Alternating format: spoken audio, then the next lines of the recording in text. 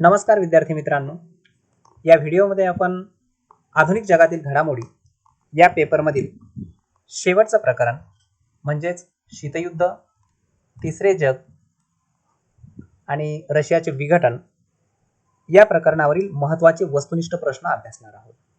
चला तर मग सुरुवात करूया.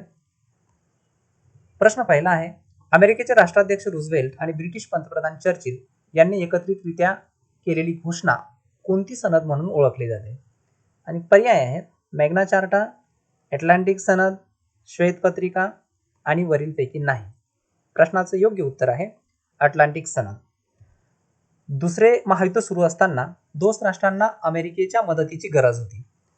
अमेरिकेकडून ही मदत देण्यापूर्वी दोस्त राष्ट्रांची युद्धातील नेमकी भूमिका काय आहे हे अमेरिकेला निश्चितपणे जाणून घ्यायचं होतं. शिवाय युद्धोत्तर जगाची पुनर्रचना कशा पद्धतीने केली जाणार आहे हे सुद्धा निश्चित करायचं होतं. आणि याबाबत ह्या दोन नेत्यांनी जी एकत्रित घोषणा केली ती अटलांटिक सनद म्हणून ओळखली जाते. प्रश्न 2, शीतयुद्ध हा कोणत्या दोन गटातील सुप्त संघर्ष होता? आणि पर्याय आहेत England France, Japan Germany, America Russia किंवा भारत पाकिस्तान. प्रश्नाचं योग्य उत्तर आहे अमेरिका रशिया. अमेरिका लोकशाही शासन व्यवस्था आणि भांडवलशाही अर्थव्यवस्थेचा पुरस्कार करत होता. या उलट रशिया साम्यवादी शासन व्यवस्था आणि साम्यवादी अर्थव्यवस्थेचाच पुरस्कार करत होता. आणि त्यामुळे परस्पर विरोधी असे हे दोन गट निर्माण होऊन त्यांच्यात सातत्याने संघर्ष सुरू होता. हे दोन गट एकमेकांच्या समोर कशा पद्धतीने उभे ठाकलेले होते त्याचं हे प्रातिनिधिक चित्र आहे. प्रश्न 3, शीतयुद्ध या संकल्पनेसंदर्भात योग्य पर्याय कोणता? आणि पर्याय आहेत बर्नार्ड बरूच शीतयुद्ध या शब्दाचा प्रथम वापर केला. प्राध्यापक ऑल्डर लिपमन यांनी शीतयुद्धाचं वर्णन भासमान युद्ध या शब्दात केलं. प्राध्यापक यंग हुम किम यांनी मुक्त अर्थव्यवस्थेचं जग आणि साम्यवादी जग यांच्यातील संघर्षाला शीतयुद्ध असं म्हटलं. आणि पर्याय ड, वरील सर्व. या प्रश्नाचं योग्य उत्तर आहे वरील सर्व.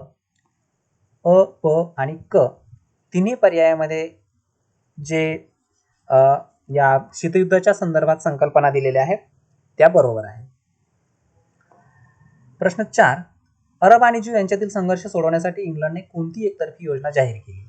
आणि पर्याय आहेत कॅबिनेट योजना, त्रिमंत्री योजना, श्वेतपत्रिका, वेव्हेल योजना. आणि प्रश्नाचं योग्य उत्तर आहे श्वेतपत्रिका. 1939 मध्ये पॅलेस्टाईनच्या प्रश्नावरून अरब आणि ज्यू यांच्यातील चाललेला संघर्ष थांबवण्यासाठी इंग्लंडने ही एकतर्फी योजना जाहीर केलेली होती. या योजनेमधून ब्रिटिशांचा साम्राज्यवाद स्पष्टपणे दिसून येत होता. पुढे 14 मे 1948 मध्ये ज्यू लोकांनी इस्रायल या स्वतंत्र राष्ट्राची निर्मिती केली आणि त्यानंतरही अरबांनी ज्यू राष्ट्राला विरोध करण्याची भूमिका कायम ठेवली.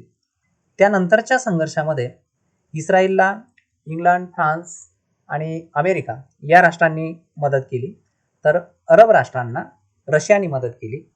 आणि त्यामुळे हा संघर्ष अरब ज्यू यांच्यापुरता मर्यादित न राहता शीतयुद्धाचा तो एक भाग बनला गेला. प्रश्न 5, दुसऱ्या महायुद्धानंतर सुरू झालेल्या शीतयुद्धाचा शेवट कधी झाला? आणि पर्याय आहेत 1991 मध्ये रशियाचं विघटन झाल्यानंतर, 1992 मध्ये जागतिकीकरणानंतर, 1971 मध्ये बांगलादेश स्वतंत्र झाल्यानंतर की 1962 मध्ये भारत चीन युद्धानंतर. आणि योग्य उत्तर आहे 1991 मध्ये रशियाचे विघटन झाल्यानंतर. कारण या शीतयुद्धाचा प्रारंभच मुळात 1917 मधील रशियामध्ये जी समाजवादी क्रांती झालेली होती त्या क्रांतीपासून समजला जातो. कारण लोकशाही शासन व्यवस्थेच्या विरुद्ध असणारी ही समाजवादी व्यवस्था रशियामध्ये प्रस्थापित झाली आणि लोकशाहीच्या विरोधी असणारा एक गट आपोआप निर्माण झाला आणि त्यामधूनच हे युद्ध सुरू झालेलं होतं. आणि त्यामुळे रशियाचं विघटन झाल्यानंतर हा संघर्ष आपोआप संपुष्टात आला. प्रश्न 6, अमेरिका किंवा रशियाच्या गटात सामील न होता अलिप्त राहणाऱ्या तटस्थ राष्ट्रांच्या गटास काय म्हणतात? आणि पर्याय आहेत पहिले जग, दुसरे जग, तिसरे जग किंवा यापैकी नाही. प्रश्नाचे योग्य उत्तर आहे तिसरे जग. ही अलिप्ततावादी चळवळ सुरू करत असताना या चळवळीचं स्वरूप एक वेगळा गट किंवा तिसरा गट अशा पद्धतीने असला पाहिजे अशी भूमिका किंवा अशी अपेक्षा पंडित जवाहरलाल नेहरू यांची नव्हती, परंतु नकळतपणे या प्रकारचं स्वरूप या चळवळीला प्राप्त होत गेलं. या नकाशावर जर आपण एक दृष्टिक्षेप टाकला तर आपल्या लक्षात येईल की अमेरिकेच्या नेतृत्वाखाली असणारा जो गट आहे तो आडव्या रेषांनी दाखवलेला आहे. रशियाच्या नेतृत्वाखाली असणारा जो गट आहे किंवा जो देशांचा समूह आहे तो उभ्या रेषांनी दाखवलेला आहे. आणि जे देश या दोनपैकी कोणत्याही एका गटात सामील न होता तटस्थ राहिलेले होते असे देश ठिपक्यांच्या माध्यमातून या ठिकाणी दाखवलेले आहेत. प्रश्न 7. अलिप्तवादी चळवळीतील प्रमुख 3 नेत्यांमध्ये कोणाचा समावेश होत नाही? आणि पर्याय आहेत Pandit Jawaharlal Nehru Bharat, Abdul Kamal Nasser Egypt, Marshal Tito Yugoslavia आणि मिखाईल गोर्बाचेव रशिया. प्रश्नाचं योग्य उत्तर आहे मिखाईल गोर्बाचेव रशिया. पहिल्या 3 पर्यायामध्ये दिलेले नेते हे अलिप्ततावादी चळवळीमधील प्रमुख 3 नेते होते. त्यांचा एकत्रित छायाचित्र आपल्यासमोर आहे. त्यानंतर प्रश्न 8. अलिप्ततावादी राष्ट्रांची पहिली शिखर परिषद कोणती? 1961 बेलग्रेड, 1964 कैरो, 1970 लुसाका, 1973 अल्जियर्स. आणि पर्याय योग्य आहे 1961 मधील बेलग्रेड परिषद. युगोस्लावियामध्ये मार्शल टिटोंच्या अध्यक्षतेखाली ही परिषद भरली होती. आणि 1973 मधली जी अल्जियर्स परिषद आहे ती सर्वात मोठी परिषद म्हणून ओळखली जाते, कारण 76 राष्ट्रांनी या परिषदेमध्ये सहभाग नोंदवलेला होता. प्रश्न 9. अलिप्तवादी चळवळ म्हणजे काय?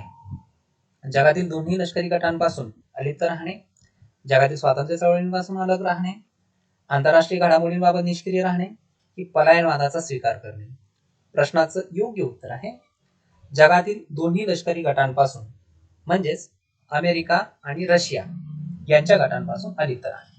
बाकी पर्याय क्रमांक ब, क आणि ड मध्ये ज्या गोष्टी दिलेल्या आहेत त्या गोष्टी अलिप्ततावादी चळवळीमध्ये अपेक्षित नव्हत्या. उलट या गोष्टींचा विरोध अलिप्ततावादी चळवळीमधून केला जात होता. प्रश्न 10. 1955 मध्ये कोणत्या परिषदेत पंचशील तत्वांना मान्यता मिळाली? आणि पर्याय आहेत Colombo Sri Lanka, Lusaka Zambia, Bandung Indonesia आणि दिल्ली भारत. या प्रश्नाचं योग्य उत्तर आहे बांडुंग इंडोनेशिया. इंडोनेशियातील बांडुंग या ठिकाणी जी परिषद भरली त्या परिषदेमध्ये पंचशील तत्वांना मान्यता देण्यात आली. त्याही अगोदर 1954 मध्ये भारत आणि चीन यांच्यामध्ये पंचशील करार झालेला होता. त्यावेळी भारताचे पंतप्रधान होते पंडित जवाहरलाल नेहरू आणि चीनचे पंतप्रधान होते चौ एन लाय. आंतरराष्ट्रीय पातळीवर पंचशील तत्वांना मान्यता मिळवण्यासाठी त्याही अगोदर पंडित जवाहरलाल नेहरू यांनी जे प्रयत्न केलेले होते त्या प्रयत्नांना सर्वात अगोदर प्रतिसाद देऊन पाठिंबा दिलेला होता व्हिएतनामचे राष्ट्राध्यक्ष हो ची मिन्ह यांनी. प्रश्न 11. बांडुंग परिषदेला कोणत्या राष्ट्रांचे प्रतिनिधी उपस्थित होते? आफ्रिकन, आशियाई, आफ्रो आशियाई की युरोपीय? आणि प्रश्नाचं योग्य उत्तर आहे आफ्रो आशियाई. आफ्रिका आणि आशिया खंडातील राष्ट्रांचेच प्रतिनिधी बांडुंग परिषदेला बोलवले गेलेले होते. युरोपियन राष्ट्रांना या परिषदेसाठी निमंत्रित केलं गेलेलं नव्हतं. प्रश्न 12. रशियामध्ये लेनिनच्या मृत्यूनंतर कोणत्या 2 नेत्यांमध्ये सत्तेचा वारसा मिळवण्यासाठी किंवा सत्तेच्या प्राप्तीसाठी संघर्ष झाला?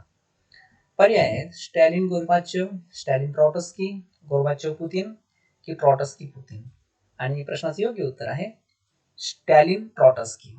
या संघर्षामध्ये स्टॅलिन विजयी झालेला होता आणि ट्रॉटस्कीचा कायमचा काटा काढून हा अडसर स्टॅलिनने दूर केलेला होता. प्रश्न 13. मिखाईल गोर्बाचेव यांच्या संदर्भात कोणता पर्याय योग्य आहे? आणि पर्याय आहेत 1990 जागतिक शांततेचा नोबेल पुरस्कार, दुसऱ्या राज्यक्रांतीचा प्रणेता, पेरिस्ट्रायका म्हणजेच पुनर्रचना आणि ग्लासनोस्ट म्हणजेच मोकळेपणा या तत्वांचा किंवा या सूत्राचा पुरस्कार आणि वरील सर्व. या प्रश्नाचं योग्य उत्तर आहे वरील सर्व. मिखाईल गोर्बाचेव यांना जागतिक शांतीदूत म्हणून ओळखलं जातं. दुसऱ्या राज्यक्रांतीचा प्रणेता त्यांना म्हटलं गेलं कारण 1917 मध्ये जेव्हा रशियात समाजवादी क्रांती झाली, ती पहिली राज्यक्रांती ठरली. त्या राज्यक्रांतीनुसार रशियातील राजेशाही म्हणजे झारशाहीचा शेवट झाला आणि समाजवादाची सुरुवात झाली. आता 1991 मध्ये जेव्हा रशियाचं विघटन झालं गोर्बाचेव यांच्याच भूमिकेमुळे, त्यावेळी समाजवादाचा शेवट होऊन लोकांना स्वातंत्र्य मिळालं. लोकशाहीच्या दिशेने झालेली ही एक महत्वाची वाटचाल होती. त्यामुळे वरील तीनही पर्याय बरोबर आहेत. मोकळेपणा आणि पुनर्रचनेचा जो परिणाम दृश्य स्वरूपात रशियामध्ये दिसून आला तो म्हणजेच रशियाचं विघटन झालं. त्यामुळे रशियाच्या विघटनासाठी मिखाईल गोर्बाचेव यांची भूमिका जबाबदार ठरलेली दिसून येते. प्रश्न 14, सोव्हिएत युनियन म्हणजेच रशियाचे विघटन होऊन डिसेंबर 1991 मध्ये किती प्रजासत्ताके स्वतंत्र आणि सार्वभौम झाली? पर्याय आहेत 14, 16, 15 की 17 आणि योग्य उत्तर आहे 15.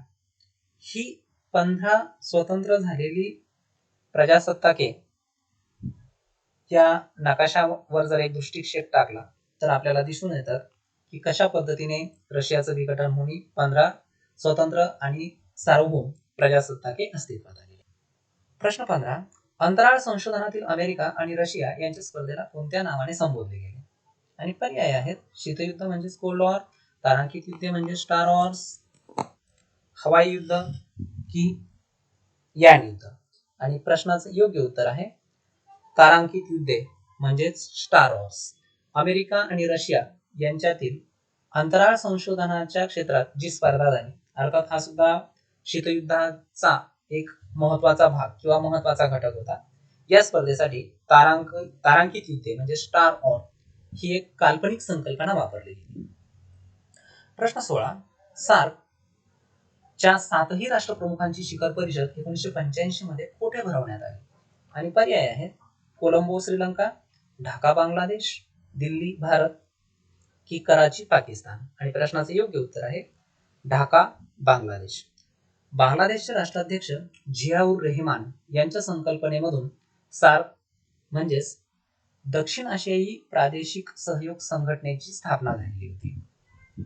भारत, पाकिस्तान, श्रीलंका, बांगलादेश, नेपाळ, भूतान आणि मालदीव हे 7 देश या संघटनेचे सभासद होते. 1985 च्या अगोदर 1981 मध्ये या 7 राष्ट्रांच्या विदेशी सचिवांची बैठक श्रीलंकेतील कोलंबो या ठिकाणी भरवण्यात आलेली होती. सार्कचे मुख्य सचिवालय कोणत्या ठिकाणी आहे? काठमांडू नेपाळ, नवी दिल्ली भारत, ढाका बांगलादेश की कोलंबो श्रीलंका. आणि प्रश्नाचे योग्य उत्तर आहे काठमांडू नेपाळ. नेपाळमधील काठमांडू या ठिकाणी मुख्य सचिवालय किंवा त्यालाच मुख्यालय असंही म्हटलं जातं ते आहे. सार्क मध्ये खालीलपैकी कोणत्या देशांना निरीक्षक दर्जा मिळाला? आणि पर्याय आहेत कोरिया आणि चीन, रशिया आणि चीन, जपान आणि चीन, थायलंड आणि इंडोनेशिया. आणि प्रश्नाचे योग्य उत्तर आहे कोरिया आणि चीन. प्रश्न 19, ओपेक मधून 1992 आणि 1995 मध्ये कोणते 2 देश बाहेर पडले? आणि पर्याय आहेत व्हेनेझुएला आणि इंडोनेशिया, इराक आणि सौदी अरेबिया, इराण आणि कुवेत, इक्वेडोर आणि गॅबन. प्रश्नाचं योग्य उत्तर आहे इक्वेडोर आणि गॅबन हे 2 देश ओपेक मधून बाहेर पडलेले होते. 1960 मध्ये इराकची राजधानी बगदाद या ठिकाणी ओपेक म्हणजेच organization of petroleum exporting countries petroleum पदार्थांचं उत्पादन आणि निर्यात करणाऱ्या देशांची संघटना स्थापन झाली होती. आणि प्रश्न 20, डंकेल प्रस्ताव हे कशाचे नवे रूप आहे? आणि पर्याय आहेत गॅट, वर्ल्ड ट्रेड ऑर्गनायझेशन, जागतिक बँक की जागतिक आरोग्य संघटना. आणि प्रश्नाचे योग्य उत्तर आहे गॅट. व्यापार आणि जकाती संबंधीचा हा सर्वसाधारण करार होता. धन्यवाद.